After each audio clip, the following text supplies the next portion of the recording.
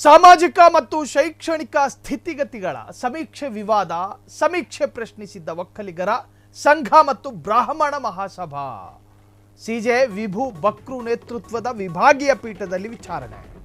ಸಾಮಾಜಿಕ ಮತ್ತು ಶೈಕ್ಷಣಿಕ ಸ್ಥಿತಿಗತಿಗಳ ಬಗ್ಗೆ ಸಮೀಕ್ಷೆ. ಈ ಸಮೀಕ್ಷೆಯನ್ನು ಪ್ರಶ್ನಿಸಿದ್ದ ಒಕ್ಕಲಿಗರ ಸಂಘ ಮತ್ತು ಬ್ರಾಹ್ಮಣ ಮಹಾಸಭಾ ಸಿಜೆ ವಿಭು ಬಕ್ರು ನೇತೃತ್ವದ ವಿಭಾಗೀಯ ಪೀಠದಲ್ಲಿ ವಿಚಾರಣೆ.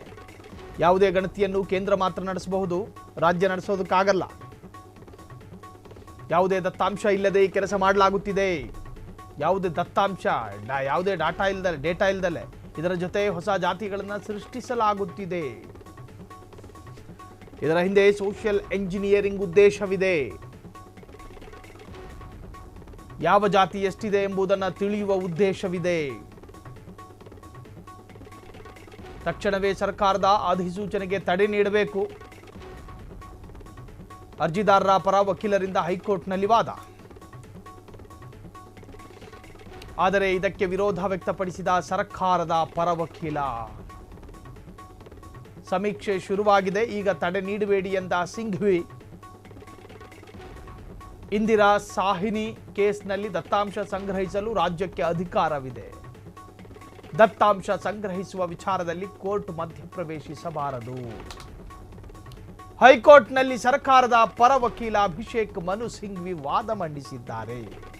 ಇದು ಗಣತಿ ಅಲ್ಲದೆ ಬೇರೇನೂ ಅಲ್ಲ ಎಂದ ಹೆಚ್ಚುವರಿ ಸಾಲಿಸಿಟರ್ ಜನರಲ್.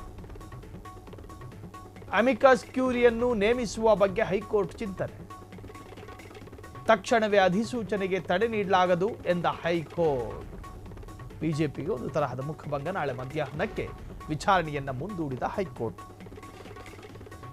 ರಾಜ್ಯದ ಸಾಮಾಜಿಕ ಮತ್ತು ಶೈಕ್ಷಣಿಕ ಸ್ಥಿತಿಗತಿಗಳ ಬಗ್ಗೆ ಸಮೀಕ್ಷೆ ಮಾಡುವುದು ನಮ್ಮ ಜವಾಬ್ದಾರಿ, ಜೊತೆಗೆ ನಮ್ಮ ಉದ್ದೇಶ ಅಂತೇಳಿ ಸರ್ಕಾರ ಕಡ್ಡಿ ಮುರಿದಂಗೆ ಹೇಳಿತ್ತು.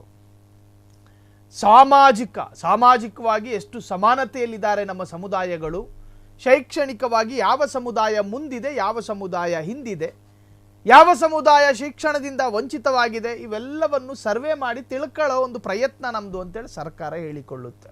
ಅಲ್ಲ, ನಮ್ಮ ದೇಶದ ಯಾವ ಪಕ್ಷಕ್ಕೆ ಒಂದು ಸಮುದಾಯದ ಶಿಕ್ಷಣದ ಸ್ಥಿತಿಗತಿಗಳು ಅಗತ್ಯ ಇದೆ? ಇದರಲ್ಲಿ ರಾಜಕೀಯ ದುರುದ್ದೇಶಗಳಿದಾವೆ ಅನ್ನುವಂತಹದ್ದು ಒಂದಷ್ಟು ಸಮುದಾಯದ ವಾದ ಇತ್ತು.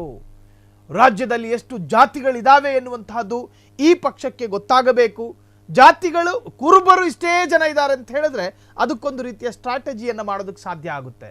ಮುಸಲ್ಮಾನರು ಇಷ್ಟೇ ಜನ ಇದ್ದಾರೆ ಅಂತ ಗೊತ್ತಾದರೆ ಕಾಂಗ್ರೆಸ್ಸಿಗೆ ಒಂದು ತರಹದ ಬೇರೆ ಥರ ಪೊಲಿಟಿಕಲ್ ತಂತ್ರಗಾರಿಕೆಯನ್ನು ಮಾಡೋದಕ್ಕೆ ಈಸಿ ಆಗುತ್ತೆ. ಬ್ರಾಹ್ಮಣರು ಎಷ್ಟಿದ್ದಾರೆ, ಒಕ್ಕಲಿಗರು, ಪಂಚಮಸಾಲಿ, ಲಿಂಗಾಯಿತರು, ಹೀಗೆ ಸಾಕಷ್ಟು ಸಮುದಾಯದ ಸಂಖ್ಯೆಯನ್ನು ತಿಳಿದುಕೊಳ್ಳುವ ಉದ್ದೇಶವೇ ರಾಜ್ಯ ಸರ್ಕಾರದ್ದು. ಗಣತಿ ಸೆನ್ಸಸ್ ಎನ್ನುವಂತಹದ್ದು ಕೇಂದ್ರ ಸರ್ಕಾರದ ಅಧೀನಕ್ಕೆ ಬರುತ್ತೆ. ಕೇಂದ್ರ ಸರ್ಕಾರಕ್ಕೆ ಮಾತ್ರ ಅದರ ಅನುಮತಿ ಇರುವಂತಹದ್ದು, ಅವರು ಮಾತ್ರ ಮಾಡಬೇಕು. ರಾಜ್ಯ ಸರ್ಕಾರ ಈ ವಿಚಾರವನ್ನು ಮಧ್ಯದಲ್ಲೇ ಕೈ ಬಿಡಬೇಕು ಅಂತ ಹೇಳಿ ವಾದ ಮಂಡನೆ ಆಯಿತು.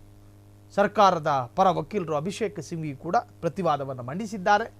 ಇದು ಗಣತಿ ಅಲ್ಲದೆ ಬೇರೇನೂ ಅಲ್ಲ. ಸೊ ಇಲ್ಲಿ ಸರ್ಕಾರದ ಈ ನಿರ್ಧಾರಕ್ಕೆ ಕೋರ್ಟ್ ಮಧ್ಯಪ್ರವೇಶಿಸಬಾರದು ಅಂತ ಹೇಳಿ ವಾದವನ್ನು ಮಂಡಿಸಿದ್ರು. ಇದಾದ ನಂತರ ತಕ್ಷಣಕ್ಕೆ ಇದಕ್ಕೆ ಸ್ಟೇ ಕೊಡೋದಕ್ಕಾಗಲ್ಲ ಅಂತ ಕೋರ್ಟ್ ನಾಳೆ ಮಧ್ಯಾಹ್ನಕ್ಕೆ ವಿಚಾರಣೆಯನ್ನು ಮುಂದೂಡಿದೆ ರಾಜ್ಯದ ಘನ ನ್ಯಾಯಾಲಯ. ಸಾಮಾಜಿಕ ಮತ್ತು ಶೈಕ್ಷಣಿಕ ಸ್ಥಿತಿಗತಿಗಳ ಸಮೀಕ್ಷೆ ವಿವಾದ ಒಟ್ಟಾರೆ ನಾಳೆ ಮಧ್ಯಾಹ್ನ ನಿರ್ಧಾರ ಆಗುತ್ತೆ. ಕ್ಷಣ ಕ್ಷಣದ ಸುದ್ದಿಗಳಿಗಾಗಿ ಫ್ರೀಡಂ ಟಿವಿ ಸಬ್ಸ್ಕ್ರೈಬ್ ಮಾಡಿ, ಲೈಕ್ ಮಾಡಿ ಹಾಗೂ ಫಾಲೋ ಮಾಡಿ. ಹೊಸ ಸುದ್ದಿಗಳ ನೋಟಿಫಿಕೇಶನ್ಗಾಗಿ ಬೆಲ್ ಐಕಾನ್ ಮೇಲೆ ಕ್ಲಿಕ್ ಮಾಡಿ.